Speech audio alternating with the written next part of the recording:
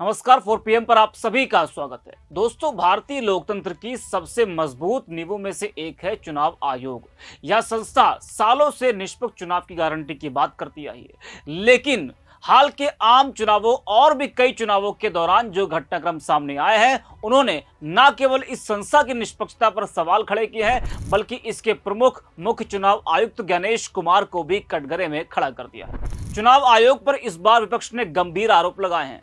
आरोप है कि चुनाव आयोग सरकार के इशारे पर काम कर रहा है, विपक्ष के वोट काटे जा रहे हैं और वोटिंग प्रक्रिया में गड़बड़ी की जा रही है। हालांकि वोट काटने का आरोप तो सत्ता पक्ष के नेताओं ने भी लगाया, लेकिन चुनाव आयोग ने बीजेपी नेताओं से कोई सवाल जवाब नहीं किया। राहुल गांधी के वोट चोरी के आरोप के बाद चुनाव आयोग की फजीहत बढ़ी है। एसआईआर को लेकर विपक्ष पहले ही हमलावर था। वहीं नगीना से सांसद चंद्रशेखर ने बड़ा हमला ज्ञानेश कुमार और चुनाव आयोग पर बोला है। बता दें कि आजाद समाज पार्टी के अध्यक्ष और सांसद चंद्रशेखर आजाद ने कहा कि किसी भी चुनाव से पहले मतदाता सूची की जांच होती है। बिहार में लोकसभा चुनाव हुए और उसके ठीक 1 साल बाद आप 65 लाख मतदाताओं के नाम हटा देते हैं, तो सवाल तो उठता है कि क्या आपकी रिपोर्ट तब गलत थी या अब गलत है? क्या विधानसभा चुनाव को प्रभावित करने के लिए ऐसा किया गया है?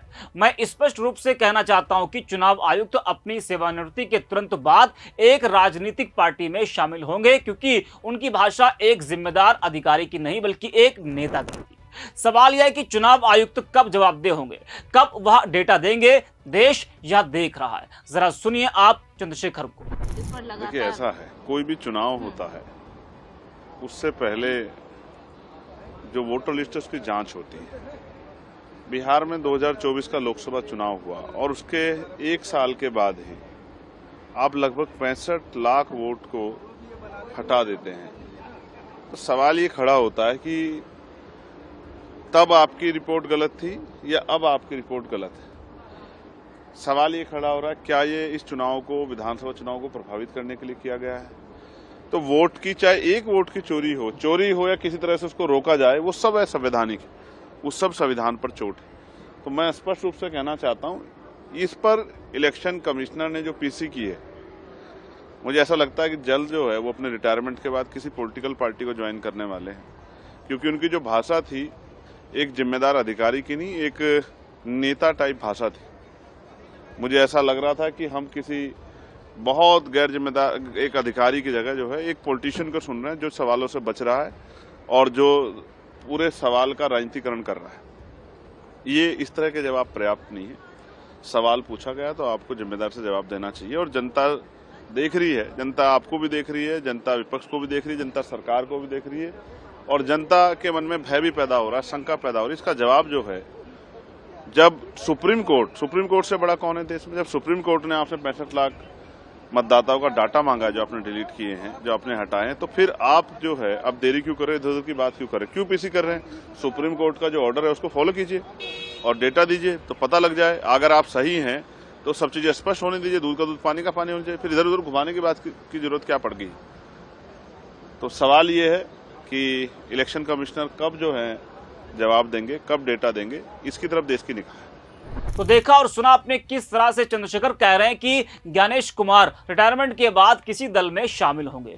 किस दल में जाएंगे वो आने वाला वक्त ही बताएगा। लेकिन अभी जिस तरह से उनके बयान सामने आए हैं, उसको देखते हुए विपक्ष के कई नेताओं ने कहा कि वो बीजेपी की प्रवक्ता की तरह बयान दे रहे। वहीं आपको बता दें कि राहुल गांधी तेजस्वी यादव के साथ बिहार में वोट अधिकार यात्रा निकाल रहे हैं। आज राहुल गांधी की यात्रा में एक व्यक्ति आकर बोलता है कि उसका भी वोट काटा गया। जरा आप भी उस वीडियो को देखिए, किस तरह से राहुल गांधी जब वहां पर लोगों को संबोधित कर रहे थे, तो बीच में एक व्यक्ति आता है और राहुल गांधी उसको माइक देते हैं बोलने के लिए, तो वो कहता है कि मेरा भी वोट काटा गया है। जरा आप भी उस वीडियो को देखिए। जनता को बताओ आपके साथ क्या हुआ।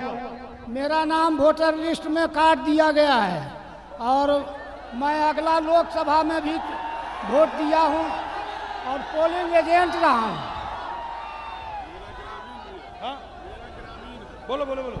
तो मैं लोकसभा में पोलिंग एजेंट भी था और मेरा नाम सुबोध कुमार, पिता से स्वर्गीय श्यामली सिंह हुआ। मैं महरथ ग्राम का निवासी हूँ, खेती करता हूँ। ऐसे बिहार में लाखों लोग हैं जिन्होंने वोट दिया वोटर लिस्ट में नाम था और उनका नाम वोटर लिस्ट से काट दिया गया। भाई और बहनों, इलेक्शन कमीशन और बीजेपी के बीच में पार्टनरशिप चल रही है। ये मिलकर वोट चोरी कर रहे हैं। इस बात से आप सहमत हैं? बिहार इस बात से सहमत है? ये आपका अधिकार है, संविधान आपको ये देता है। इसके लिए आप लड़े हो, आप मेहनत करते हो और ये नरेंद्र मोदी, अमित शाह और इलेक्शन कमिश्नर मिलकर आपसे छीन रहे हैं। और मैं, तेजस्वी और यहां जो बाकी नेता खड़े हैं, हम उनसे कहना चाहते हैं कि हम आपको बिहार का एक वोट नहीं चोरी करने देंगे, एक वोट नहीं चोरी करने देंगे।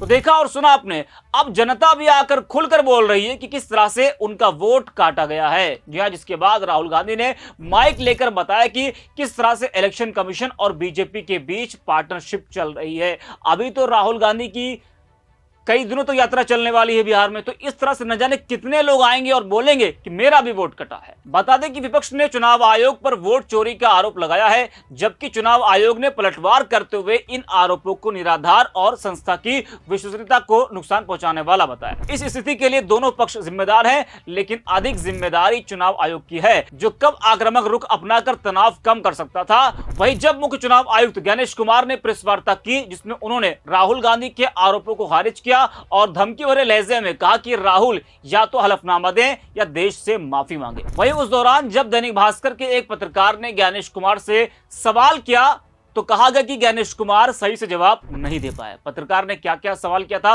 वो भी जरा आपको हम सुनाते हैं। सर, मैं मुकेश कौशिक हूँ, दैनिक भास्कर से। सर, आपने देखा होगा कि Rahul Gandhi leader of opposition ने सेंट्रल बेंगलुरु की कॉन्स्टिट्यूंसी की तहकीकात की और ढेर सारे आरोप लगाए। उनका कहना था कि फेक सस्पिशियस वोटर बन रहे हैं, मैनिपुलेटेड हैं, मास एडिशन हुए हैं। इसके 2-3 दिन बाद ही बीजेपी के पावरफुल लीडर अनुराग ठाकुर जी ने प्रेस कॉन्फ्रेंस की और उन्होंने कहा कि उनके पास कंक्रीट प्रूफ हैं, कि कंक्रीट प्रूफ है इस बात के कि lakhs of suspicious voters, duplicate voters, fake addresses, age manipulation, mass addition have been found in Wayanad, Raebareli and other constituency. देश की 2 बड़ी राजनीतिक पार्टियां ये आरोप लगा रही हैं कि fake voters, bogus voters, manipulation of age, duplicate voters ये मौजूद हैं। तो आप कितना सहमत हैं और इन आरोपों के आप क्या जांच कोई कराएंगे? 196। तो देखा और सुना आपने किस तरह से एक पत्रकार ने पत्रकारिता का धर्म निभाया और वो सवाल पूछा जो गोदी मीडिया के पत्रकारों में हिम्मत नहीं है। अब जिस तरह से गणेश कुमार के बयान आ रहे हैं, उससे विपक्ष कह रहा है कि वो बीजेपी प्रवक्ता की तरह काम कर रहे हैं। मुख्य चुनाव आयुक्त गणेश कुमार के लिए यह परीक्षा की घड़ी बन गई है। जिस भरोसे के साथ उन्होंने यह पद संभाला, शायद उन्होंने भी यह नहीं सोचा होगा कि उन्हें इतने तीखे राजनीतिक और सार्वजनिक विरोध का सामना करना पड़ेगा। एक और जहां सत्तापक्ष चुनाव प्रक्रिया को पारदर्शी और निष्पक्ष बता रहा है, तो वहीं दूसरी ओर विपक्ष लगातार आक्रामक रुख अपनाए हुए है। चुनाव आयोग की जिम्मेदारी सिर्फ वोटिंग प्रक्रिया को संचालित करने की नहीं होती, बल्कि लोकतंत्र में जनता का भरोसा बनाए रखने की भी होती है। जब किसी भी संस्था पर विश्वास डगमगाने लगे तो उसका प्रभाव केवल एक चुनाव पर नहीं, बल्कि पूरी लोकतांत्रिक व्यवस्था पर पड़ता है। विपक्ष की तरफ से उठाई गई चिंताओं, खासकर विपक्ष के नेता राहुल गांधी द्वारा उठाई गई चिंताओं पर उसके रूखे और उदासीन जवाबों के कारण बुनियादी संवाद भी ठप हो गए। यह विचारणीय है कि कैसे एक अधिक खुले और बातचीत के लिए तैयार जवाब से संवाद के रास्ते बरकरार रह सकते थे।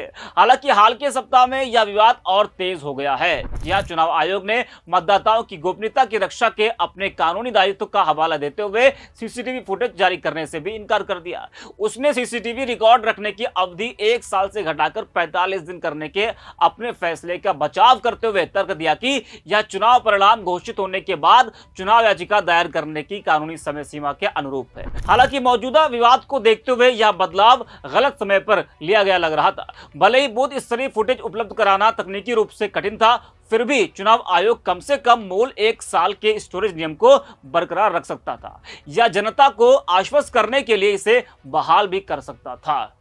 तो इस वीडियो में इतना ही। आप देखते रहिए 4PM।